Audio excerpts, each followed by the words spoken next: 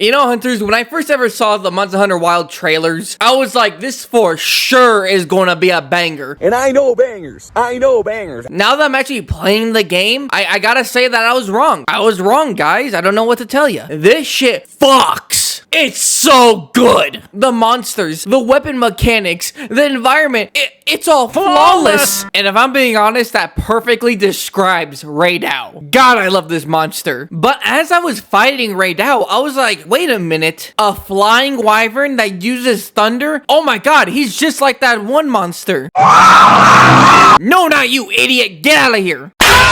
I'm talking about Astalos. Both wyverns are pretty strong, but which one is stronger? And more specifically, if they were to fight, which one would win? Let's do a rundown on both monsters, starting with Astalos. Astalos is a pretty unique and interesting flying wyvern, so let's go down the list to see what makes him interesting. And let's start with those wonderful wings of his. These aren't your standard flap it and forget it wings. They're light and slightly translucent. And because Astalos' wings are so lightweight, they don't have a lot of plating or armoring, it makes Astalos a pretty good flyer, making it so the only monsters who can really contend with Astalos in terms of flying capabilities, who aren't elder dragons, being Rathalos and my goat Seregios. But that's not all, because Astalos' wing membranes twitch and move, which helps Astalos generate more thunder power. But before I even go into how that works, let's just quickly go over the rest of Astalos' physical traits, like how Astalos' tail has two pincers, making it capable of grabbing things, kinda like an earwig. Astalos also has huge wing claws that it uses to grapple and attack monsters. They're not just used for small monsters, as we've seen with Astalos and Mitsusune's Turf War. I mean, he got some impressive grippers.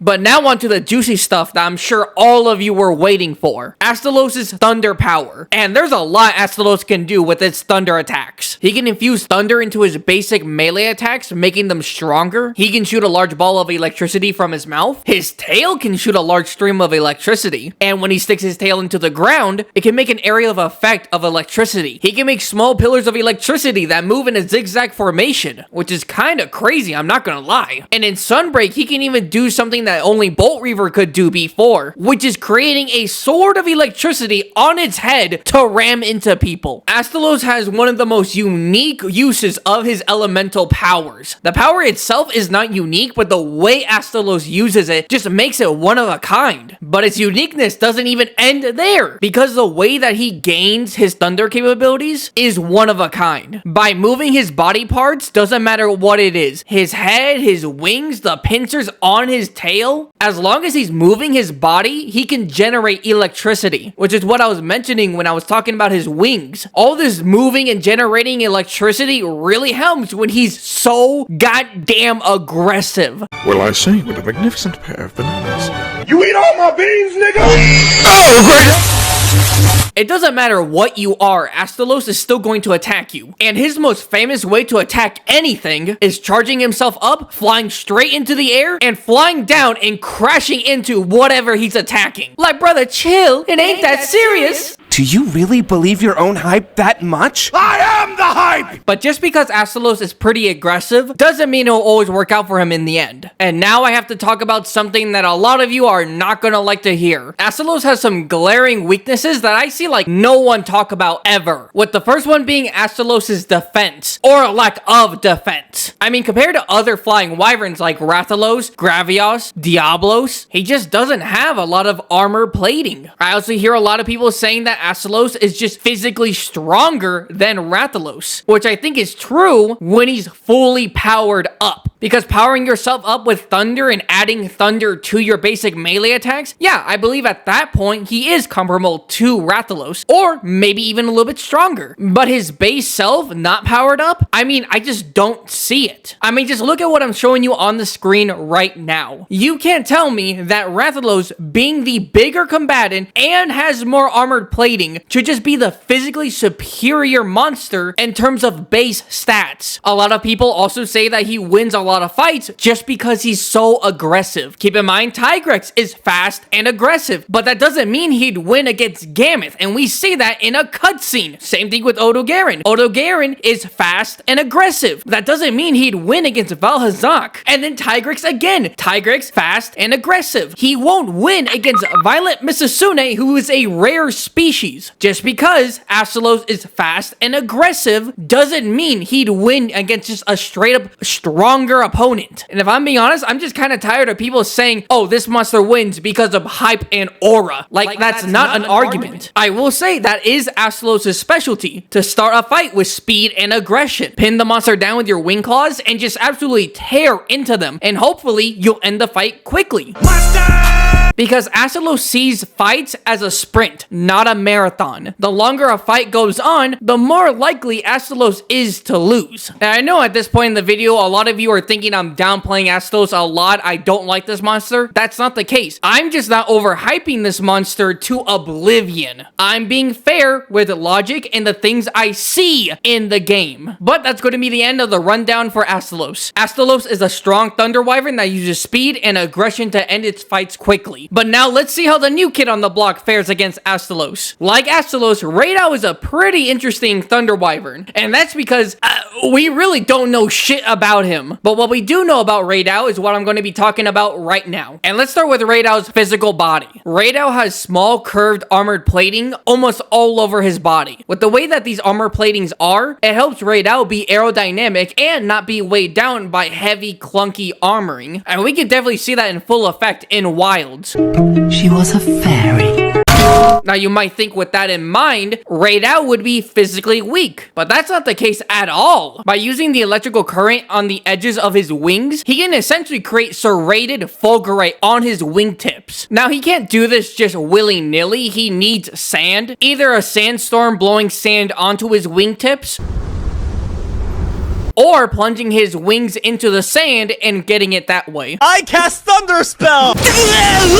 And this fulgurite on Raidao's wings adds a slight bit of protection, but mainly to cut through things. And by the way, the fulgurite on Raidao's wings are not weak at all. We see Raidao effortlessly take out a huge chunk of rock at the side of this rock formation. I really don't actually know what I would call this, but Raidao took a big chunk of rock out of it. Oh, and I almost forgot, the same fulgurite that's on Raidao's wings can also be on Raidao's tail. Another thing to show that Raidao is physically strong is with Raidao's fight with Arkveld. In this entire fight, Raidao was really giving Arkveld a run for its money. And yes, I know with the whole turf war with Arkveld and Raidao doesn't really do well, and Arkveld just kind of snatches him and, you know, drains his elemental energy. But it's a turf war. It's only supposed to last like 6 or 8 seconds. In my opinion, the cutscene is what really is how it would normally go down. Anyways, there's a part in the Arkveld and Raidao fight where both monsters wind up their wings to attack each other. The one who gets visibly knocked back by the clash is Arkveld, which is impressive because a lot of people in the community, myself included, thinks that Arkveld is Elder Dragon level. And even if you don't think he's Elder Dragon level, just look at him. He's not like a skinny wyvern, not like a Legiana, not like a Seregios. This is a bulky boy. So the fact that Raidao was the winner of their wing clash should say a lot about Raidao's physical strength. Now, I do have to mention that the reason I believe he won this clash is because of his own strength, yes, but also because he had the fulgurite on his wings and was being charged up at the moment. Because we can see when they clash, electricity comes out of Raidao's wings. So I wouldn't say base Raidao is physically stronger or on par with Arkveld, but a powered up Arkveld should be. And in case I didn't really mention it or talk about it, Raidao can also do what Astalos does and just powers up its basic melee attacks with thunder. I felt like that was a given, but you know, I feel like I should just mention it at least. Something I also do want to mention is that Raidao doesn't normally have like a double impact when it comes to his melee attacks. The The only time that we ever see Raid Out do like a double impact with his thunder attacks is in one specific area where there's Fulgurite all over the floor. So the impact is due to the Fulgurite, not because of Raid Out himself. I just wanted to mention it because maybe some people thought that's just something he can normally do. But enough of this boring baby stuff. Let's talk about something actually juicy. Raid Out's ability to shoot out lightning.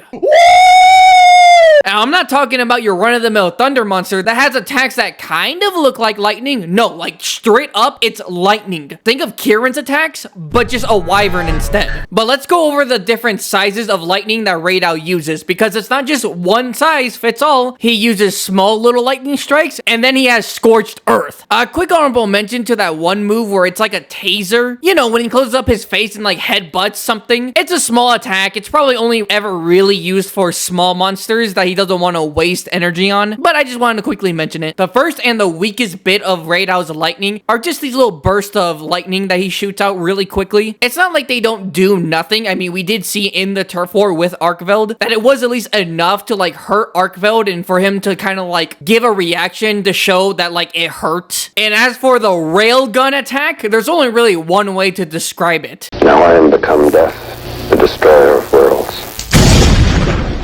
Now, I'm not going to like measure what the force of this lightning strike would be. I'm just not that kind of YouTuber. But what I can do is compare Raid Out's lightning to real world lightning, compare it to other monsters, and piece everything together with common sense. I don't think every time Raid Out uses his railgun attack, it's the same every time. I think there are times where it's stronger, and then there are times where it's weaker. So let's talk about what the minimum strength of Raid Out's railgun should be. And the minimum power of Raid Out's rail cannon should just be a standard lightning strike. Not weaker, not stronger. The bare minimum should be a normal lightning strike. We should be confidently able to say that because after Arkveld sucked the soul / all the lightning out of Raid Out's body, Delicious. he was so weak that he couldn't even stand. Yet, the moment he got struck by lightning once, he got up and immediately used his railgun attack. And we know it's the railgun attack specifically because his little, like, I don't even know what they are, like flaps. Dude, put that thing away. They're like children here. Show up, and the fact that it took so long to charge up. Now, we never see the impact of this attack, but if he was so weak that he couldn't even stand and then get struck by lightning once, it's safe to assume that he just converted most of the power from that lightning strike into this attack. Meaning, at the bare minimum, it should be as strong as a normal lightning strike. But now, let's talk about the maximum output that Raid Out's railgun can do. Now, I am going to be referencing a lot of stuff that I said in my How Powerful is Raid Out video, but of course I'm only going to be talking about the main points. And it all kind of stems from this one section of the trailer for Monster Hunter Wilds. By the way, I'm showing this and not like in-game footage right now, just because the trailer just makes it so much easier to look at. In my Raid Out video, I said that this Fulgurite right here created by Raid Out's railgun would be about 20 feet high, using the hunter to help measure it. Of course, that was a while ago, and now I don't think it's around 20 feet, I'd say it's around 15 feet. Now compare that to our world's largest Fulgurite ever recorded, with one branch of the Fulgurite being 17 feet and the other one 16 feet. Now you're probably asking the screen right now, being like, Spotable, wait a minute, wouldn't that make the largest real life Fulgurite bigger than the one Raid Out made? And the answer is no, because most Fulgurites in our world is dug up from the ground. Rarely do people find Fulgurite just kind of like popped up on the surface. How it works is lightning strikes the ground and the lightning current goes into the ground and creates Fulgurite. But the Fulgurite Raid Out made would be around 15 feet on the surface. And since Fulgurite is almost always bigger in the ground than what's shown on the surface, it's kind of like an iceberg. That means the Fulgurite underground that was made from Raid Out's railgun would be massive, which would mean Raid Out's railgun attack at max should be several times stronger than a standard lightning strike, which is super impressive, which would make it one of the strongest thunder attacks in the entire series. Well, not including Frontier. There's some nutty stuff in Frontier. With the only thunder attacks that I can confidently say are stronger than Raid Out's railgun attack would be that time Kieran got his horn taken off and created a pillar of pure lightning. And then probably the second one would be Matsu's final attack in Sunbreak, because that shit's nuts. But since I mentioned negative things about Astalos at the end of his part, I gotta do the same for Raidao. A lot of people say that Raidao is dependent on storms, and without a storm providing lightning to Raidao, Raidao isn't really that strong. And while I want to say this isn't true, there's definitely more evidence to suggest it is true than it's not. It seems like Raidao has evolved to purposely maximize the effectiveness it has in storms specifically. I mean, if you put Raidao in like a white field, nothing there, he can't use his supercharged railgun attack, and he wouldn't be able to get the Fulgurite on his wings and tail. And that's like a major part of his kit. Now, do I think he'd be completely useless? No. Raidao still produces thunder in its body, but it's not a lot. Raidao might be able to do that little taser headbutt move and the little spurts of lightning that it kind of does on Arkveld. Other than that, it can't utilize any of its deadlier moves without a sandstorm or a storm in general. I'll be completely honest, hunters, I did not think I was going to talk that much about Raidao, but when I looked into it, he just had more to talk about, so sorry about that. But now let's actually talk about Raidao versus Astalos. Wait, kind of lied. Gotta talk about something important with Raidao. Oh my god, bro.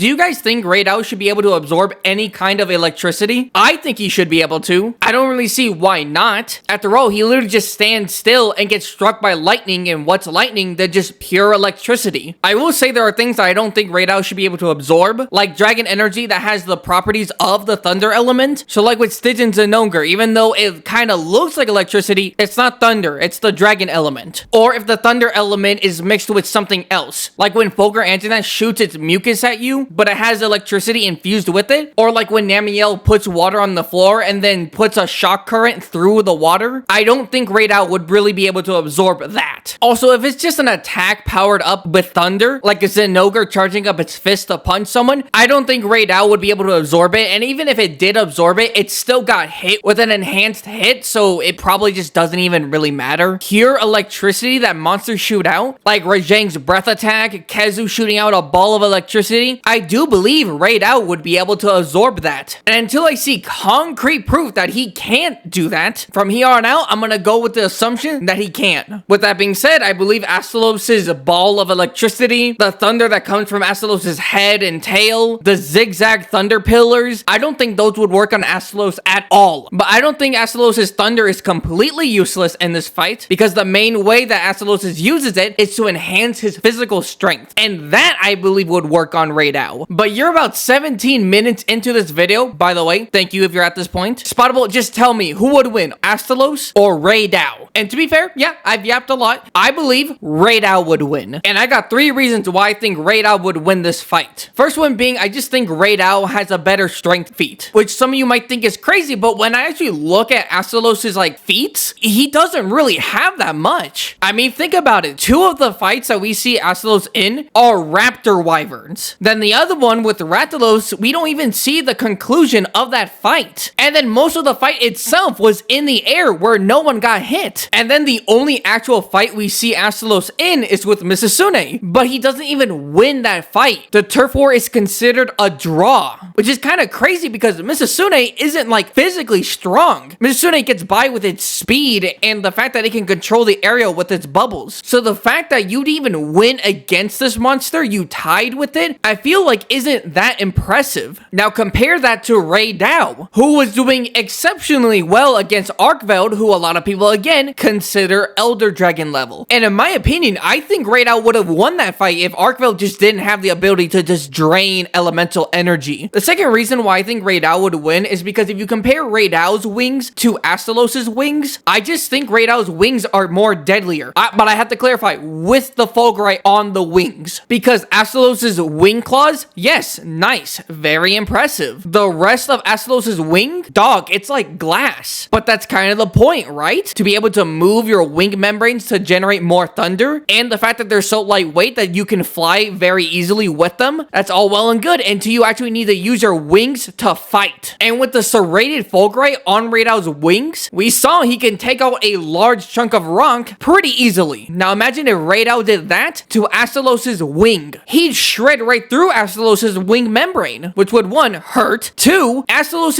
uses his wings to generate more thunder. If that's compromised, he's in big trouble. The third and final reason why I think Raidao would win this fight is Raidao's railgun attack. I can already hear you all saying, wait a minute, Spottable. Astalos wouldn't give Raidao the time to use his railgun attack, since Raidao's railgun attack needs to be charged to use it. And to that I say, yeah, no, you're honestly probably correct. But it only takes about 3 seconds to charge and shoot. So there is a chance that Astalos kind of messes up, gives Raidao too much leeway, and gets hit with it. I'm saying it right now, if Astalos gets hit in the head with this railgun attack, he's dead. Any other part of his body, severely wounded. Some of you might be saying, well, Astalos shouldn't be harmed that much by it, since Astalos uses thunder himself. And to that I say, it doesn't really matter, because the railgun attack is so strong. I mean, you can be resistant to an element, that doesn't mean you're immune to it. I mean, look at Silver Rathalos versus Basil. Look at Flaming Aspinass versus Teostra. And while with Rajang, he didn't die or get wounded or anything, he still got put flat on his face because too much lightning was hitting him, when just a few seconds before, it was more of a minor inconvenience to him. So if Raidao actually manages to hit Astalos with his railgun attack, it's GG's. Now, I will say, this is assuming that Raidao and Astalos are fighting while in a storm. And that's because Raidao only shows up in storms, so it makes sense that they would both fight in a storm. But let's say they were both in a white void. Who would win? And in that case, Astalos would win. In my opinion, how I think this fight would go is Raidao just kind of chilling, trying to absorb lightning. Astalos sees Raidao, charges in, goes insane on Raidao. But I do think Raidao would be able to get Astalos off him,